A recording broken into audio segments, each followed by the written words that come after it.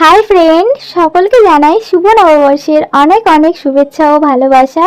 কেমন আছো তোমরা সবাই? জানি অনেকটা দেরি হয়ে গেল ভিডিওটা দিতে, তাও কি করব, চলো দেখে নেওয়া যাক। তো হ্যাঁ, নববর্ষের দিনে কিন্তু সকালে আমি মাকে বলেছিলাম যে আজকে একটু লুচি খাবো।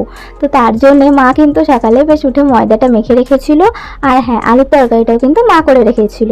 তারপরে আমি এখানে চট করে কতগুলো লুচি ভেজে নিলাম, আর তারপরে চলে এলাম সোজা সকালের জলখাবারের থালাটা সাজিয়ে নিতে।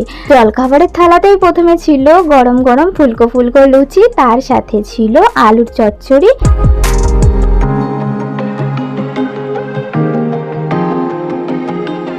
আর হ্যাঁ, তারপরে আমি এখানে রেখেছিলাম একটু দই, আর বাবাকে বলেছিলাম একটু বোঁদে আনতে, তো সেটা এখানে রেখে দিলাম এক বাটি। তো এটা ছিল আজকে সকালের জলখাবার। কেমন লাগলো অবশ্যই তোমরা কমেন্টে জানিও।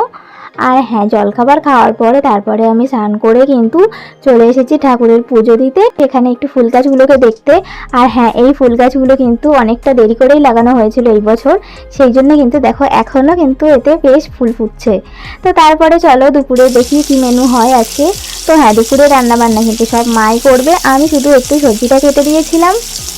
এরপরে চলো দেখে নেওয়া যাক আজকে কি রান্না হয়।